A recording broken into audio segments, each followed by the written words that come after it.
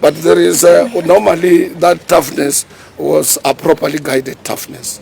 Moi was not that tough who forgets people. He could discipline you and he recalls you back. He didn't have a hate. Moi he pushed so many people out of the cabinet and he brought them back.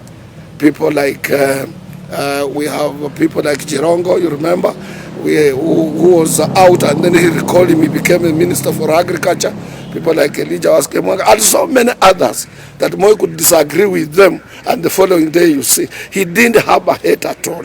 He was a clean person, he was a God-fearing person, and he knew how to handle Kenyans. Is there something that we can borrow from Moi for this particular regime in power? Me, I think whatever you do in this current regime. Yes, you can borrow from Moi's regime. I think Uhuru's jovial mood is more or less a little bit like Moi, because Uhuru sometimes is very jovial.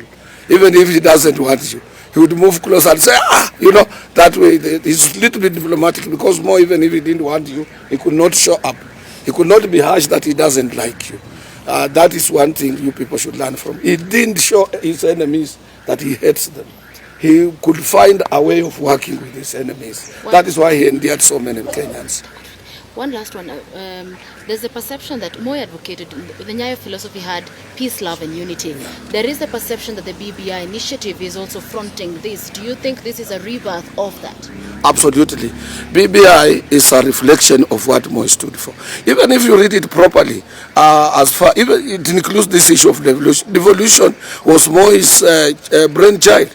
Right away from those days of Kenya African Democratic Union during Majimbo, and then when he became president, he introduced focus for rural development.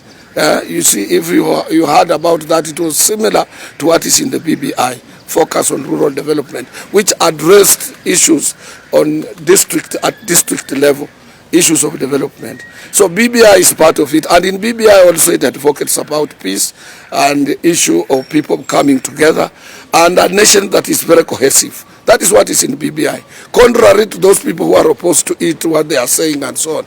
Don't believe them. Don't believe them. Don't believe them. Believe in BBI, and that is part of what Kenyans will mourn Moi thinking about it. I want to thank you all for what you have done, the media houses. You have done a very good job. You have suspended some more programs because of this great man.